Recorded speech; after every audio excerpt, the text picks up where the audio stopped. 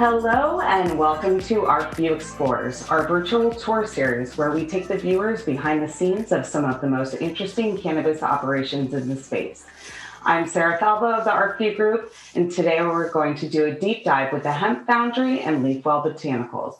The Hemp Foundry is a vertically integrated, multi-state licensed industrial hemp processing and extraction company.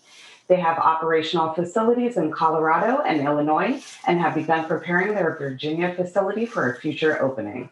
The company processes the hemp biomass to produce various oils, distillate, isolate, and custom formulations for CBD product manufacturers and brands. They are partnered with Leafwell Botanicals, which is a wellness company elevating the standards of self-care with botanical science. They manufacture and sell hemp extract products like tinctures, topicals, and consumables, and engage with customers through co-manufacturing partnerships and their own branded products. Leafwell formulates all products in-house and is committed to the highest quality standards using clean label ingredients only. Today, we are joined by John Kelly of Hemp Foundry and Luis Gamardo of Leafwell Botanicals. John is a serial entrepreneur and an alumni and mentor to the Canopy Boulder Accelerator program, and over the past 10 years has been involved in many facets of the Colorado cannabis industry. Luis started his career as an investment banking analyst at Barclays Capital, where he led $30 billion worth of public and private financing transactions for sovereigns, supranationals, corporations, and financial institutions. He is co-founder of Leafwell Botanicals and currently serves as the CEO. Hello, John and Luis. We are so happy to have you today. We'd love to, just kind of jump into it and have you give us a little bit about yourself. Thank you, Sarah. Thank you, the Arcview Group, for hosting this wonderful event. And thank you for everyone who's attending the podcast today. We're honored to be presenting and discussing here about our hemp industry that's just come online here in the last couple of years. Sarah, thank you for the great introduction there. I don't know if I have a ton more to add. I guess something neat and notable for me is I was a senior photographer for several publications for 15 years, where I actually helped bring up Snowboarder Magazine and then also Powder, which actually led me into a .com startup with Rob Hunt, who was one of the funders of Willie's Reserve. I'm going to go ahead and let Luis take it to here. I'm sure we'll have plenty of time to chat today.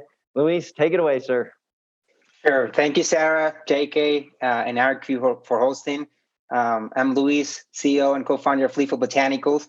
As Sarah mentioned, we are a wellness company elevating the standards of self-care with botanical science.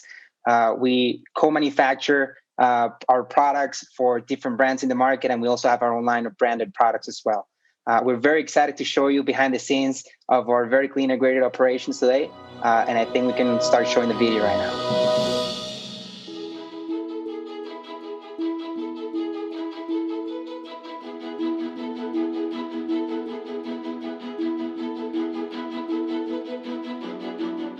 Hi, my name is John Kelly. I'm the CEO of the Hemp Foundry. The Hemp Foundry is a vertically integrated industrial hemp processor. We have operations in Colorado, Illinois, and Virginia soon to come.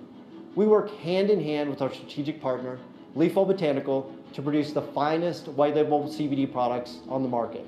Today, we look forward to walking you through our Colorado hemp processing operations and Leafwell Botanical's white label production.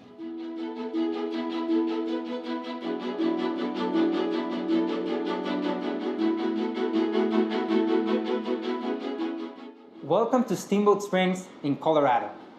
We've seen enormous value in being a vertically integrated company. It has allowed us to deliver a premium product at a lower price point to our customers. Today, we're going to show you what it actually means to be vertically integrated in the CBD industry.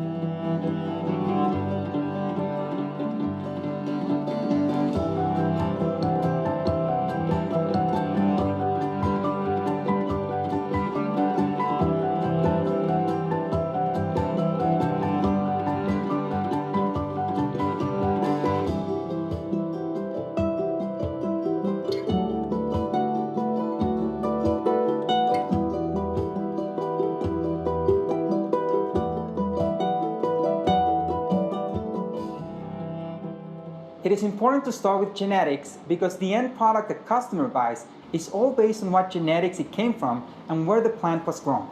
So let's start with the basics. Hemp seeds are traditionally created from a male and female hemp plant.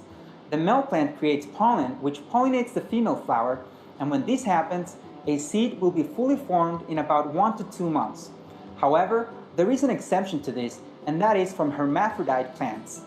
Due to genetics, external stress, or even chemicals, a female hemp plant can create its own pollen sacs, which can pollinate itself as well as other female plants. Because the seeds created this way have no male parents, all the resulting seeds end up growing to be female plants as well. This is how feminized seeds are made.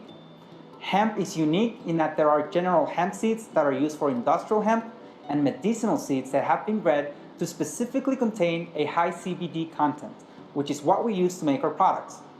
While general seeds are much easier to find as they are common food products, medicinal seeds will need to be obtained from breeders specializing in creating high CBD hemp strains.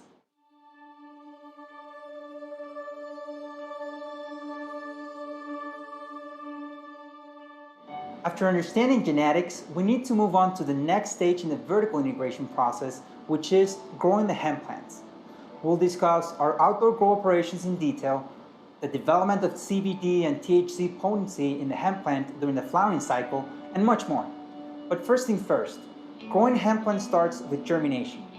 Thank you, Louis, for the information on feminized seeds. From those feminized seeds, we actually grow mother plants. And from those mother plants, we clone to take our small cuttings, which we then bring our cultivation up from. From that point, we take the small clones and bring them to a vegetative state, which takes 1 to 2 months. We call this the sea of green. As you can see from the roots, having a very profound root ball is very important to this process as it allows the plant to draw nutrients and the necessary things it needs to grow to full potential. From this point, we will then move into the flowering phase, which takes about 2 months to get the plants to their final finished point where we can then harvest them, dry them, and mill them to the point where we'll be ready for extraction. We are not the cultivars at the end of the day. We provide genetics and clones to the farmers who then actually cultivate because they actually are the experts at that, and then they hand that material back to us for processing and extraction to final product. Currently, we have about 1,500 CBG plants that we're propagating at our facility. We mainly use that for research and development, and then also we do package some of it for smokable product.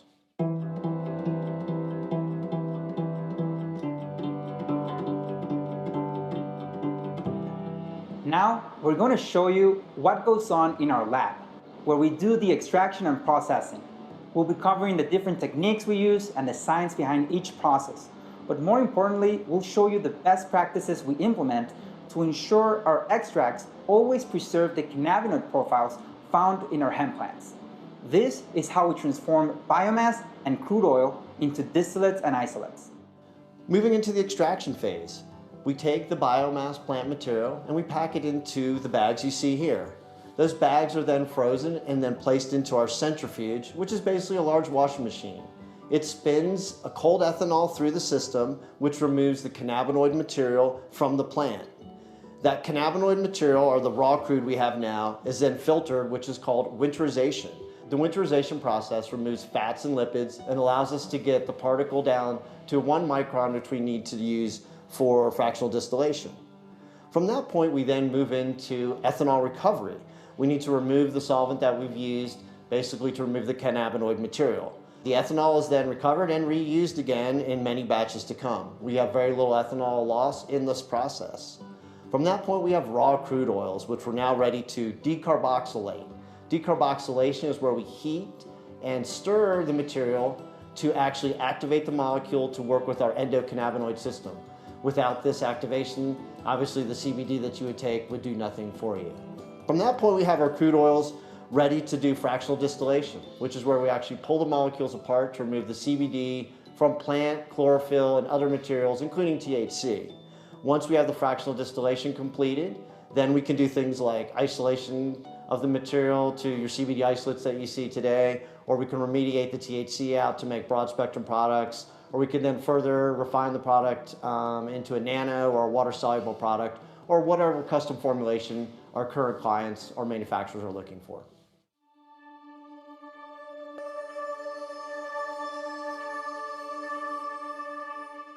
The next step in our vertically integrated operations is our manufacturing facility, which is designed to operate in compliance with good manufacturing practices. Here is where we take the bulk extracts or distillates and isolates and make finished products. Some of the products that we manufacture include tinctures, topicals like body creams, salves, balms, and massage oils, and consumable products like chocolates and nut butters. All of them, of course, infused with our hemp extracts. We serve our customers in two different ways. The first is through co-manufacturing partnerships for white label and private label. As a co-man, we consider ourselves to be a boutique manufacturer that focuses on offering value-added solutions to our customers, such as unique customizations to formulations or a wide range of packaging options and a flexible model that accommodates for the different stages of any business, meaning that we partner with clients that are looking to launch their business. To them, we offer research and development and help with sourcing different ingredients for their supply chain, but also with clients that already have significant traction in the marketplace and are some of the leading brands of the industry. The second way we engage with our customers is through our own line of branded products, which we distribute through wholesale and e-commerce. For our branded products, we focus exclusively on using premium, clean label ingredients that work synergistically together to deliver the health benefits of not only the hemp CBD, but all the complementary ingredients we use.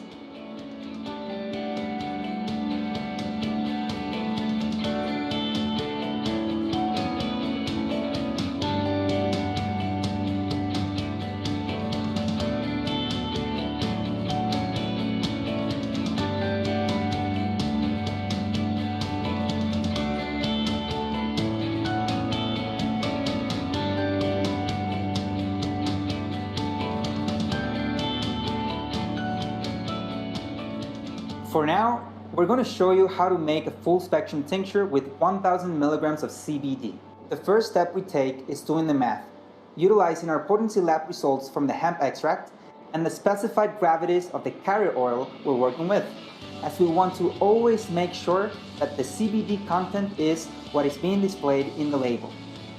As a carrier oil for this formula, we're using organic MCT oil derived from coconut oil, which, due to its molecular profile, has multiple additional health benefits and is known to be the best option when it comes to bioavailability.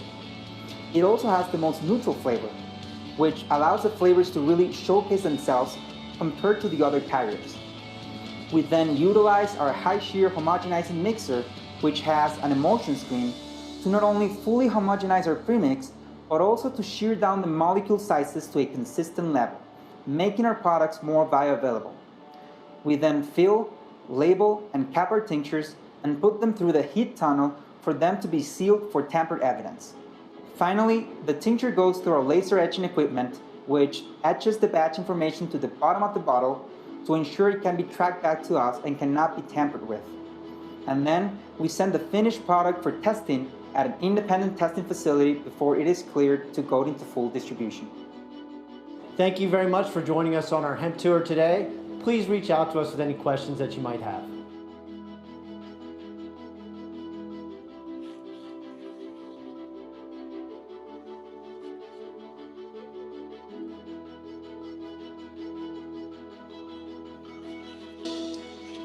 Great. Well, thank you guys so much for producing that video. I think that so many people take for granted the actual finished product on the shelf, because it really does. It starts from the seed, goes to the shelf, and all of those steps in between, the general public doesn't get to see. So I think, all of your work and all of your processes and everything is so amazing to get an inside look at. So thank you guys very much.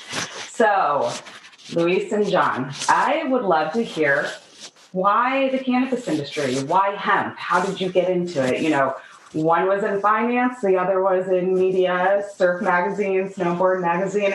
How did you guys get here? I know it's never a straight journey, but Luis, let's kind of start with you. Sure. So for me, I was actually in New York working in finance. And during the free weekends, the free time that I had, which was not a lot, I always enjoyed volunteering at animal shelters, specifically in Brooklyn, and helping them with promotional marketing campaigns to help their adoptable pets find homes. That, kind of like volunteering experience actually with time evolved into, more of an actual company, and we were getting funding from some of the leading nonprofit organizations. And I once went in a roadshow visiting different states around the country, talking with some of these organizations. And I learned from one of these organizations that they were actually using CBD in their pets to help alleviate some of the stress and anxiety that these, pets were under. You have to imagine, most of these shelters are very high stress environments. Plus, you have the adoption events where, you have all these strangers trying to pet the animals, again, super stressful, right? So they actually figured that if they administered CBD, they were using some soft chews prior to these events, it would, kind of like really help increase their chances of getting adopted. And I remember going back to New York and diving, completely into learning more about the hemp industry.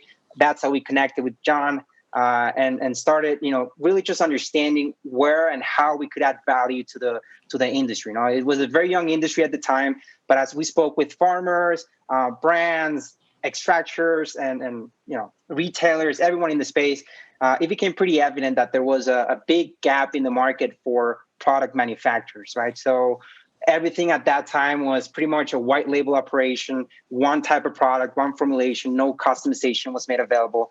And we saw that as an opportunity to really position Lethal Botanicals as this co-manufacturing company that focused on being a boutique company, offering value-add solutions to our customers, right? So that packaging flexibility, going that extra mile to source that organic, specifically, ingredient that serves a purpose. And that really became kind of like the foundation of Lethal Botanicals as a co-manufacturer. As time went by, one of the things we like to say is that it really became personal to us. During this time, I actually got a diagnosis with lymphoma. So I'm a cancer thriver patient. And I started using our own hemp extracts to really navigate, the natural emotions of, such diagnosis, right? And I truly started noticing the difference of using our hemp extracts, also with other mindfulness routines, meditation, yoga, self-affirmations, etc., and how that actually had a big impact, not only in my own personal well-being, but also in the ones of the loved ones that I have, around me, right? So based on that experience, we decided also to launch our own line of branded products under the Lethal Botanicals name, making sure that we not only offer the highest premium quality products to our customers, but also with this, number one goal of making our, premium CBD products accessible. So offering very competitive pricing when comparison to the market. So that's kind of like a summary of our story and how we got involved. That's amazing, though. I mean, there's so many aspects of that story. And thank you. Are you cancer-free now? I am 6 months. That's amazing. So you're a walking testament to that as well, so, and it's so interesting. Absolutely. Everyone in this industry always has that personal story. So thank you for sharing yours. But John, tell us a little bit about how you got into this space. Sure. Thanks, Sarah. So basically, I've had a tie with the cannabis plant for about 40 years of my life now. And so I never thought, as I went through my life, that I'd ever have an opportunity to work in a business space with the cannabis plant. So it was very exciting to me when we got into basically Colorado, bringing, the medical program live, which I've been a medical card holder in Colorado for the past 11 years here. I actually use it for some different conditions. I have some things, which one I was diagnosed 10 years ago with Graves' disease. So that was one that the marijuana was of great help to me. So my CBD story starts a little different. I was actually in the Canopy Boulder Accelerator, and I was having a difficult time basically working 20 hours a day after not working 20 hours a day for a while and figuring out how to juggle all that. And I had a good friend of mine come to me and say, I know you're having a lot of stress and anxiety now and some other things. I really think CBD could help you. I know you consume THC. I know that helps you with some of your GI and other things that you deal with Graves, but I think you get some benefits from that. My comment was like CBD snake oil, When I went home and I thought about that, and I put a lot of thought in, I said, I have a relationship with this plant already. What can it hurt me to try the CBD? And to be honest, I'm an insomniac and have some other things. After taking CBD for 30 days, I noticed a dramatic improvement in my life. I had more focus. It gave me the ability to really get after my job, do the things I wanted to do, and be more engaged with my family. So at that point, I became a huge advocate of the CBD space. As I came out of Canopy Boulder's accelerator, there was an opportunity for us to come into the hemp space. And, my partner at that time was an extractor coming out of the THC space. So we actually were able to jump in and get kind of a little ahead of the game because we had some knowledge in the space. And I thought that was great. I think another thing is when Luis's partner, Abe, came to us and partnered up, and he has strategy for Hemp Foundry. His sister has lifelong epilepsy, and she saw a great response from CBD to the point where I think her doctors even had mentioned, like, you may not want to try CBD. We kind of suggest against. She did it anyway, and then I know she was gotten to a point where she was having seizures again, being in her 30s, and going from a situation of being able to be independent in life to going back to having to live with parents and losing freedom, ability to drive a car. So the CBD basically allowed her to be seizure free. And there's an interesting story where one time she had forgotten her CBD and had gone on a trip and had her medications and she had a seizure. Another time she went on there and she had forgotten her medication but not her CBD, and she didn't have a seizure. I'm not saying CBD took the seizures away. I'm saying it definitely was of help there. I think epilepsy is one. So I think between myself, Luis, and Abe, the three founders really of these organizations, we each have a personal story to this. But that makes it so much more important for the work that you're doing too. And I guess that leads into another question. In terms of usage, and it's interesting that you say, you use THC, you weren't really on a CBD train. What do you suggest to people just in terms of dosing or how long it should take to take an effect? Because I think there's a lot of, misinformation that you're going to take CBD and all of a sudden a day later, you're going to be great and everything's going to be fine. But can you just give us a little, insight as to just any, suggestions from your end? Yeah, I'll speak to mine personally. I mean, I like a little higher dose, and there's times a day when I like to take more. So for my regimen, typically, and I think a lot of people start off with 20 milligrams, 10 or 20 milligrams, see what it does for you. See what you like. Some people like tinctures. My mom really likes tinctures. She's never one that's touched THC ever in her life. And she was the one that came to me and said, I really want to try CBD. I'm having some ailments, and it's helped her a lot. It takes some time, I think, to get in the system and find the correct dosages for you and the ways you like to deliver it. I don't like the tinctures personally. I really like gummies. I really like candies, or like the chocolates that we make and things like that, I think do better for me. And I do like some of the mixed products like the THC with some CBD in it. I think there is some benefit to entourage effect with having some terpene, CBD, and THC. So back to it, I think it's more you got to experiment a little bit. The great thing about it is you can't take too much. It's like a vitamin, like when you're in a tincture. I'm not going to speak to the nano part, but as far as like an oil or that, hey, you're probably going to just, it's going to be excreted from your body if you take too much, and you're going to absorb what you need. So I think it's more like I know my mom. I take usually like a dose in the morning to get me going. And then I'll like take some like gummies or something throughout the day to kind of keep it up, and then I'll usually take a decent dose of a little THC in the evening because I'm an insomniac, and I'll fall asleep within 20 to 30 minutes of taking that. And that really helps me to get 5 or 6 hours of like restful sleep where I feel like, hey, I can move forward. So I think it's more just trying a little bit. You can always reach out to us if we can help. And if you have a specific ailment or condition that you're trying to work on, maybe we can be of assistance there and saying, hey, maybe try this or this. I know CBG is something that's become more popular for pain management and things like that. I'm going to let Luisa speak to his because I know he's just been working with his cancer diagnosis. So. And I think I just first wanted to really reinforce, the point that Sarah made. And I think it's very important now because at the end of the day, we need to communicate and educate consumers for them to know that CBD is not a miracle, cure-all type of drug that, you're going to take it and all your problems are going to go away next day, right? So, and that's very important because you do see, some of that marketing out there. And it's important to reinforce that. The other thing is, which Sarah also mentioned, is when it comes to doses, it's very important to be patient, because the science, I think it's still growing, and basically some of the things we know is that the effect of CBD in the body is kind of like a bell-shaped curve, which means that not because you take more of it means that you're going to have a better or stronger effect. So it's really a matter of understanding that everyone's different, right? You're going to be taking it for a specific reason, and that's, it's going to vary from people to people. So the only way to find that perfect dose is to be patient, start usually with a low dose, and then increase as you see fit, right? I take a full dropper in the morning, before starting my day of work, after having breakfast, and I take a full dropper before going to bed. And it's been, I've been taking it daily for the past 3 years, and it's really helped. And I think also, as I mentioned, it also helps a lot when you, couple that, self-care routine of taking your CBD as a dropper, soft gel, etc., and also, going along with a mindfulness routine like a meditation before going to bed, or yoga, exercising, eating well, because it really kind of nurtures that holistic. Wellness important of the body for holistic and self-care and healing, right? So that's kind of like my experience. I love it. Thank you guys for sharing that too. And that leads me into my next question. So what are some of your more popular products? Where do you see, the demand coming from more so? Sure. I would say definitely the CBD market, the hemp market in the United States, when it comes to finished products, it definitely got jump-started with the tincture offering, right? I think the tincture serves a very great purpose, which is the way you administer it is you squirt the oil underneath your tongue, and it really helps with bioavailability. So it's become I think there's a pill fatigue in this country. Is a trend that has been growing over the past couple of years, and it's a product that really dominates when it comes to sales.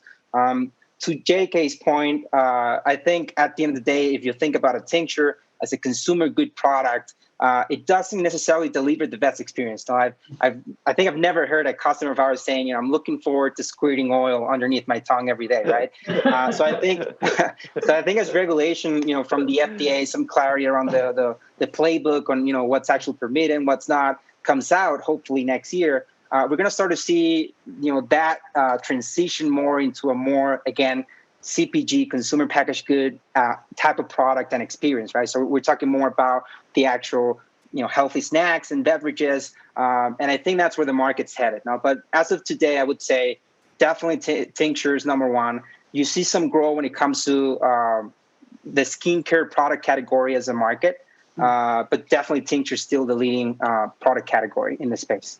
Yeah, it's just such an easy form factor, I think, for people to kind of wrap their heads around too. So high level, can you guys explain how Hemp Foundry, LeafWell, and also Everything Diesel work all together holistically? That would be great. Wow. Okay. Thanks, Sarah. Sure. So we started Everything Diesel Incorporated prior to Farm Bill's passing, and that's basically our holding company here. We love the name Diesel Hoss. It was just a name that we had come up with ages ago that we wanted to use for a THC brand. We ended up in CBD. So we ended up making that our extraction brand. So, we don't actually we did a vape pen line for a while, which we pulled back from at this point. And then Hemp Foundry are actually the name of our Illinois operations. We just love the Hemp Foundry. We think that really speaks to what we do. We're kind of a heavy lifter. We make biomass to oils, distillates, isolates, things like that. So back to LeafWell. We were the seed of LeafWell. We looked for several companies to place a seed investment in. We think they have an exceptional team there. I took a position on their advisory board. I think they've done a really great job in the space in a year and a half that they've been operating.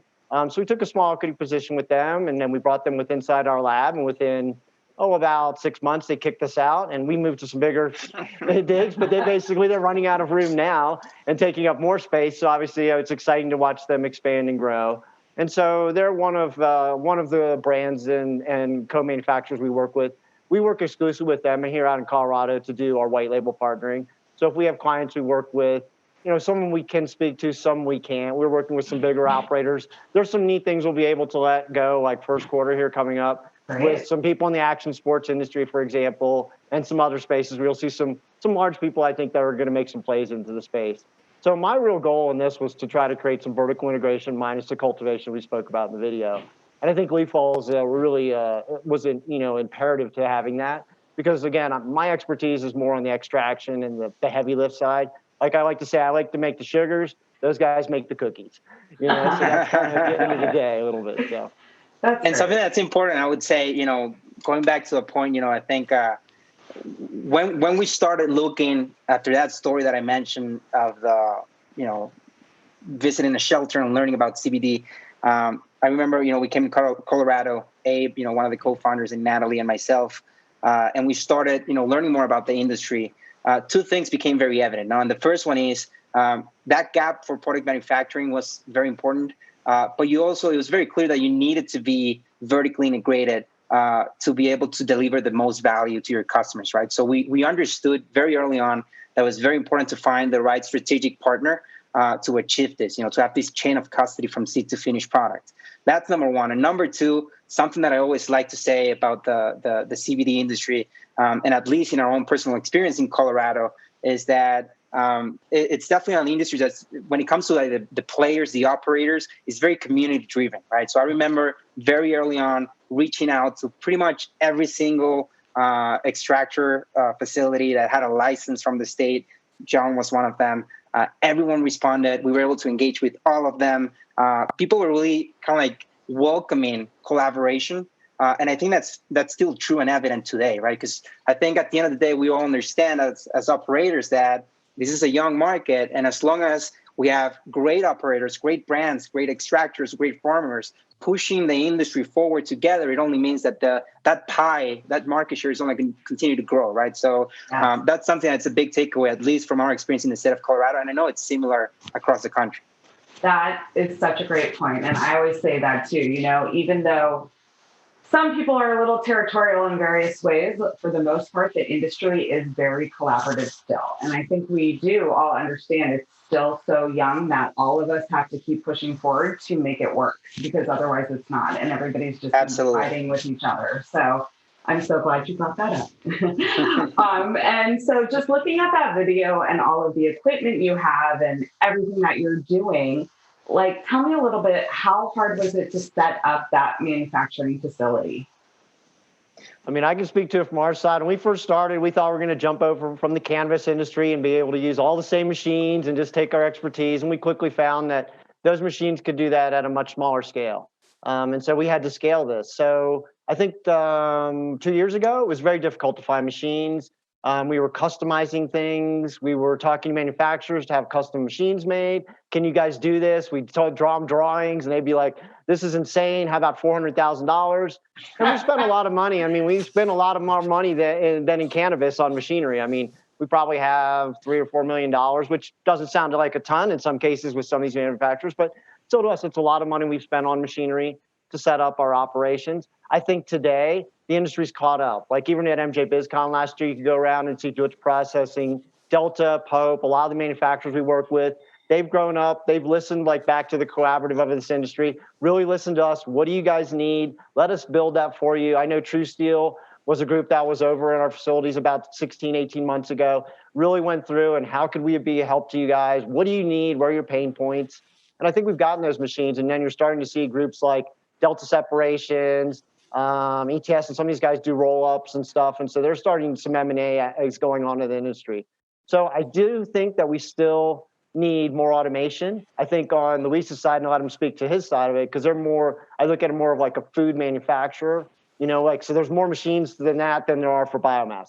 Today, there's a lot of machineries for what we do, and the prices have come down dramatically, and they're getting a lot better, but we still don't have true automation where we can put it in one end and we get a product out the other. There's a lot of hands-on, and obviously we got hands, you have errors, and also it's costly for labor too. So, back to that, we're still working, diligently with people, but I think the amount of processing that goes on today has gone up dramatically. I think if you told someone that you could produce, for example, a ton of material a day 2 years ago, they would laugh at you, and today I think that's a standard, So that's a little bit about our side. Again, big machines are heavy, expensive, but, they get the job done, and we made a lot of headways today, so. Luis, I'll let you speak to, the manufacturing side on that side. Thank you. Yeah, and the manufacturing side, as John mentioned, there's definitely some very good suppliers when it comes to equipment, and we've been very fortunate to find, the right partners. I think for us, when it comes to building that from the ground up, we took a, maybe contrarian or different approach. Maybe due to our background in finance, we wanted to just basically, bootstrap as much as we could. And that really meant, making sure we had the right process in place to do what we like to call, close the feedback loop, right? Because we were speaking constantly with these other brands in the market, to formulate their products for, and we were doing some R&D in the background and say, listen, what's the next SKU that we think might, provide the most growth and most interest from retailers and distributors, right? So getting that feedback from the retailer, from the distributor, from the brand, formulating, for example, a peanut butter CBD infused for dogs, and then making sure we could present that to the customer and go back on that order and purchase the equipment needed to manufacture that and launch that SKU on the back of an order. So it's really been a process of making sure that we're prioritizing cash flow and profitability. And it really just starts on how fast can we close that feedback loop from the customer before launching a new SKU. So one step at a time, very patient and diligently, we've been adding, every single piece of equipment from that. That's great. And so we have an audience question from Stacy. How do you navigate each state/health department, their definitions and the enforcing of using CBD products differently? So basically, how in each state do you kind of navigate those rules? Those loose rules probably right now, right? I mean, from my side, basically, we fall underneath our our license, and then that material's moved basically to the different brand manufacturers for them to go ahead. I think it falls on them. They're the gatekeeper to retail, so they're going to have to make sure the products are tested and be under that 0.3. We have a little bit more variance in products where we're sending out. I'm going to let Luis speak more to that, because I think that falls more a little bit more to his realm. Sure. And I think, listen, it's always been a priority to make sure that not only the brands, but also the independent retailers are safe offering any type of product that we manufacture, that being under our lethal name or for a white label customer. Number one, I think it's very important to make sure you have the right legal support behind your company and your operations. So we have great lawyers that help us out. There's, for example, I would say when it comes to the traditional SKUs, the tinctures, the body creams, soft gels, you seem to see in the market overall, regardless of the states, that there is an acceptance when it comes to regulators for the commercial use and distribution of CBD products, but you do see some barriers when it comes to, for example, using CBD as a food additive. So that varies a lot from state to state. We, for example, as I mentioned, we do formulate and manufacture food products like peanut butter infused with CBD or almonds infused with CBD, and those products are actually not available for sale in the majority of the United States. So there's only a handful of states where we can commercialize those SKUs. So again, it's very important. And again, as a very early industry, I think you have to place a lot of emphasis on making sure that you are playing by the rules and you understand what you can sell and in what state. So that for us has been also very important. And I think at the end of the day, it's also a big opportunity, right? Because you think about a smaller company like Lethal Botanicals starting out launching a food or healthy snack infused with CBD in only a handful of states around the country, and it's really it kind of gives us an ability to be prepared for when that legislation passes and hopefully allows CBD as a food additive to be commercialized at a national level, to be ready, to expand on that distribution, that existing already product SKU. And with that said, so what are your thoughts about the way the FDA and other federal regulators are approaching hemp? Sure. Well, I always like to see I'm very optimistic and I'm hopeful. I think the FDA is moving in the right direction. We're hopeful. We're hopeful that next year at some point, hopefully early next year, they're going to come out with legislation that really, tells operators what's the playbook, the rules that they're going to be enforcing. We've actually been helping draft and propose some of these rules. Abe, my co-founder of Lethal Botanicals, actually sits in this congressional group in Colorado that actually drafts legislation to the USDA and for the FDA to revise. And minor things like, for example, making sure that every single finished product has a QR code that traces back to the third-party independent lab test is a big one, right? Because you want to make sure that the products not only disclose or have the potency of CBD or cannabinoids that it's been disclosed in the label, but also make sure that the product is safe to consume, right? No residual solvents, no microbials, no heavy metals. So I think traceability and transparency is the way to go when it comes to that, expecting what's going to happen next year as the FDA, publishes how they're going to regulate the market. I think from my side, we more fall into DEA. So it's like, obviously the DEA made some noises here not too long ago about what we do inside our lab, and anything over 0.3 is considered marijuana. Okay. And so obviously when we're processing, we have what's called hop material, where we're over maybe 1% or 2% of THC. And that material is obviously diluted down by Luis and his crew once they move forward on that process. So, if that's something you want clarification, I know we sat with our attorneys, law enforcement, DEA several years ago, and we explained to them exactly what goes on. And they basically said, we understand you have basically a product in refinement in your lab and it can't go out for public consumption. But obviously with the DEA rules that have come out a couple months ago now, that made more confusion to us. Technically, you could go like half the material in our lab is technically illegal. Right. So we definitely need more clarification on our side for that. I'm not like saying hopefully the DEA won't kick our door in and say you're doing things illegal. We're doing everything within compliance of the state of Colorado and all of our licensing. And we don't allow that material to go out. But I do think that's a gray area in this industry. Obviously, we need to find the line between what's marijuana and what's hemp. I don't know if that's 1% THC or what, but I know that that's been difficult for farmers, for us extractors, and even to the processors, like Luis on that side. So, and Abe does sit on the CHAMPA initiative, which is the state of Colorado, where they basically put an initiative forward to work with the different processors. Basically, everyone from the industry, they get insight to doing rulemaking here. So I think that's been, really positive thing for our state is like, hey, we're ones that have, I think, kind of went forefront on the marijuana.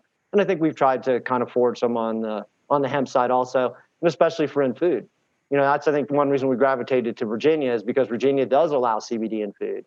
Now, they may fall back to federal again, but that was one reason like, hey, this may be a good place to set up operations on the East Coast. Absolutely. I think another one that I forgot mentioning that's very important when it comes to what you can and cannot do when it comes to finished products, specifically for brands, is making medical claims regarding the product. And that's one that's very important because you do see the FDA enforce that very often. So it's important that, if you're a brand, you're launching a product, make sure you're not making any health claims relating to the benefits of taking CBD. And that's not only in the packaging of the product, but also on your website, social media, and any other form of communication that, you send out to your customers. Absolutely. We still have banking and insurance and other issues like that too. But we're sorting those out. Baby steps. Whatever. But we're making headway, I do believe, in this industry and a lot of it. And you guys are literally affecting change. And that's what I tell everybody who's in this industry right now. You are actually moving the industry forward as long as you're, doing the right things. But we're all in a place right now where the decisions that we're making and the things that we're doing are actually very much so impacting the whole industry. So we have another audience question. This one's from Amy. You mentioned testing earlier. When in the manufacturing process do you test? Do you do that in-house or with a third-party lab? That's a great question and a very important one. One that actually I think the biggest brands, the biggest operators in the country, we're trying to push that to be actually enforced as a rule. So we actually start testing from the raw material or the ingredient as CBD as an ingredient, and we test for potency, we test for the purity of the product, again, heavy metals, residual solvents, microbials, and its terpene and cannabinoid profile, and it's always with a third-party independent lab. As we move on that supply chain into the finished product, we go again and we send a sample of that product and we independently third-party test again. And the key point here, which is very important, is that we make those lab test results available to our customers through our website. And again, that enforcement through the QR code in the product, very important, that redirects the customer to be able to read those lab tests for that specific batch. So we test at all the different points in the supply chain, and that, those tests, they need to be clear before our products, even the white label ones, go out for distribution. I think from our side, we basically start the process when I start discussing with farms. I want to see license, COAs on all their material, and I want to see a soil sample. So that shows me basically, what we do is we start what we call our chain of custody. And so that basically we want to carry through on those QR codes on the bottles all the way back so you can see where the farm this came from. So when I get the material, even if they show me their potency COAs and that, the minute I get material in our laboratory, I pull biomass and I start our potency testing there. And sometimes I'll run a full panel. We'll continually test through the process. We test at different stages in the crudes, different stages of winterization. We run a terpene pass. So we pull terpenes off we'll run a terpene test. We run first, second pass test. We do a lot of testing and spend a lot of money on third-party testing. So anyone out there, if you're a testing lab, hey, holler at us. But then I think it's real important now we carry the chain of custody there. And I think that was something where we saw errors previously when we would pick up in the supply chain and somebody had made an error, didn't have COAs that were correct.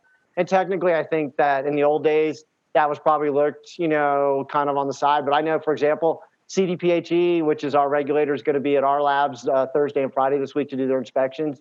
I know those things are tightening up. And I think to get the bad actors, and the bad players out of this industry, those are things that are going to basically say, first thing you ask for is a COA. I think everyone's real, familiar with getting, that testing result now and that. So basically what I'm going to do is I'm going to test that final product and I'm going to hand it over to Luis and those guys, and then they're going to pick up the chain of custody from that point.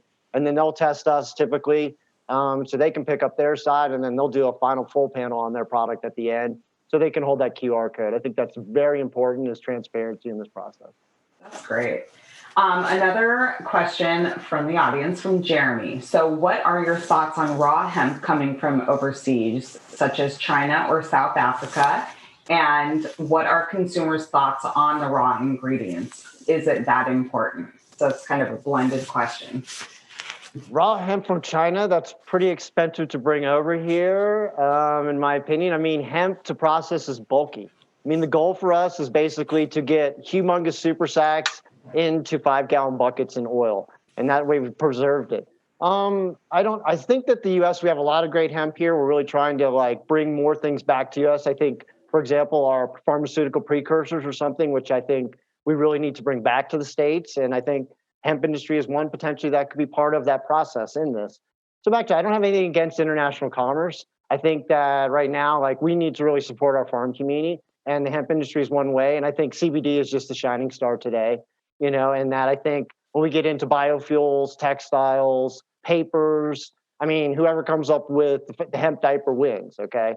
And that, because we're looking at You heard it here first, audience. I used to joke about that. We see these things about all right, the plastic in our oceans. If we get a bioplastic, so instead of the turtle eating the bottle and dying, the turtle eats the bottle and it's food because it was made out of hemp. I'm not saying that's the case, but I think we need a change in this. And I think, there's ways we could, make a change here. Hemp could be one of the things that we move away from fossil fuels here. So back to it, back to that question. It's a great question. I don't know. Are the Americans going to be accepting of a Chinese hemp product? I don't know. I think we're already pretty well ingrained here. And I think this is one industry that we've really kind of grabbed by the throat and we want to own, meaning cannabis and hemp.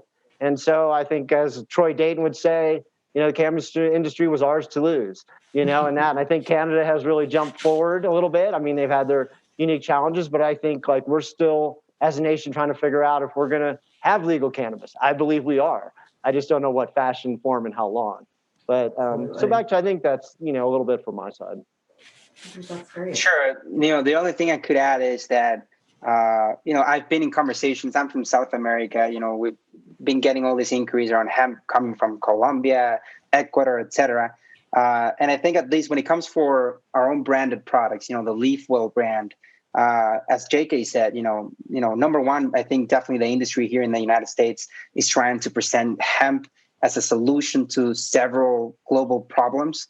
And then number two, we have it as part of our values in our team at LeafWell to support regional agricultural economies in the United States. So we really enjoy working with the small farmers, family-owned, and supporting them in their efforts, so to bring this crop to market. So we definitely, see that as part of the foundation of the industry. I think we owe our U.S. farmers a lot in terms of, why we're able today to be speaking to you guys and having built these companies because of their efforts, lobbying in Congress, and I think we owe them that, and we like to work and support these regional agricultural economies. When it comes to feedback from distributors and retailers specifically, I would definitely add, that what we've heard, and I personally ask this question a lot because we've got this question from white label customers as well, is that the made in the USA, made in Colorado, made in California, made in Oregon, that type of label, either national or even regional for a state, it does matter, and it does sell when it comes to positioning your product in a retail shelf. Absolutely. So Where do you guys see yourself in 3 to 5 years for, all of the company lines? Tell us a little bit about the future.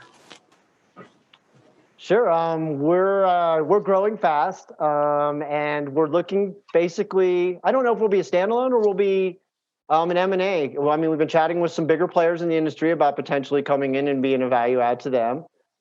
So that could be that. So at some point, I foresee an exit. We have investors; they want to see our ROI, of course. Me being one of them, and that. But I think we're really excited about.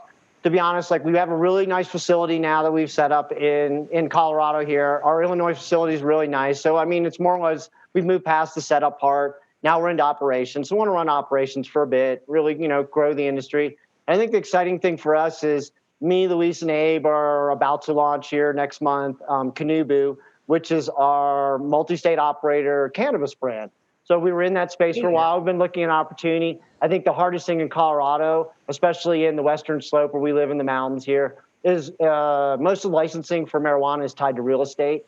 Very hard to get places where you can get licensing. So we actually were able to secure a license actually within a mile of our hemp facility. So it's nice that we'll be able to feed CBD back, as I spoke to earlier about multi-use products.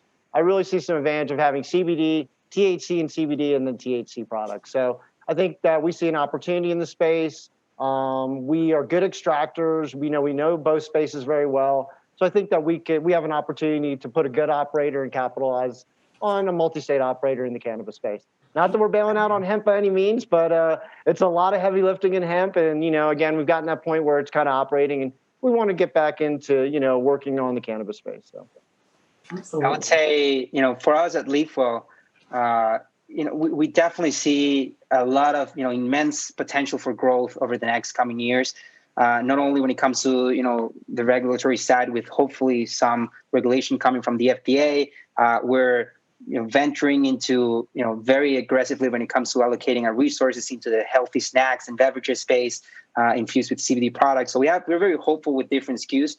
But at the end of the day, what really, really excites us is that we see this opportunity of this momentum that the hemp CBD industry is having growing so much because of the main reason, which is a macro trend, right? Which is basically people are really experiencing the highest levels of stress, anxiety, and lack of sleep ever recorded.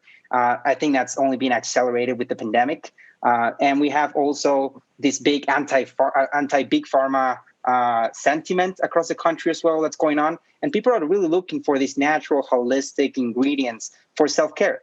So we see in the next 5 years the biggest opportunity for the Leafwell team basically in evolving into not only this hemp extract company, but actually these well-rounded wellness companies that focuses on botanical science and not only continues to nourish the hemp CBD industry, but also venture into all the other different naturally holistic ingredients like functional mushrooms that our customers are really looking for, right? And that again coupled always with those other mindfulness routines like yoga, meditation, exercising, eating well for holistic healing. So we definitely see a lot of potential, and we're very excited for what's to come over the next years. Well, we are excited. Hey, Louis, you're not supposed to tell them about the psilocybin. Sorry. Mushrooms, John. No, I'm only kidding. We've been talking about actually, like, we've had some clients that have come to us and they want us to do basically hemp and mushroom capsules. They're getting away from basically getting, and then not even the psychoactive, but they basically want us to get after something like, hey, here's another way we can get around solvents in the industry. CO2 is a solvent, so a lot of people are like that. So here's a natural potential way if we decarboxylate, meaning heat, the THC. Yeah. And then, hey, you can take that in a different form. So we've had some more requests for that. So there's some interesting things, I think, on the horizon here. That's so interesting. I love that. Well, thank you both so much for sharing everything that you did with us today. If anyone would like to reach out to you, what is the best way to do so? Sure. And thank you, Sarah, and the Arcview Group. Sorry, John. Just quickly wanted to say we have a discount right now on our website for the event, 30% off Arcview Explore 30. So make sure to check us out on the website. If you want to reach out, you can reach out to me personally, Luis, Luis, at leafwellbotanicals.com. Happy to answer any questions you may have. Same. I'm John at hempfoundry.com. If we can help more, we're more on the, obviously, on wholesale and extraction side. We do work with mainly pay for toll. But hey, if you have, if we can be of help or even have questions, please reach out to me. I'll be more than happy to help. Great. Well, thank you guys so much. I'm sure we'll see you again soon. A poll will be coming up very shortly. So audience members, we would appreciate your input on that. And also just a couple updates in terms of Arcview. So join us as a member to get free access to these tours and a host of other benefits, whether you're looking for community, education, or investment opportunities. We have membership levels for people at all points in their cannabis journey, whether you're just getting started or looking to invest or raise capital in the space. So contact us at sales@arcviewgroup.com for more information on that. And this episode was definitely a very special treat, and I hope you'll also join us on Thursday at 1:30 p.m. Pacific, 4:30 p.m. Eastern, for a special cannabis cooking class between the Arcview Group and Pantry. This event is free, so invite your friends to learn how you can include cannabis in your kitchen. And also, next Monday, we have a webinar for the Arcview Women's Investor Network featuring Dr. June Chin and Wendy Nguyen at 1 p.m. Pacific Time, 4 p.m. Eastern Time.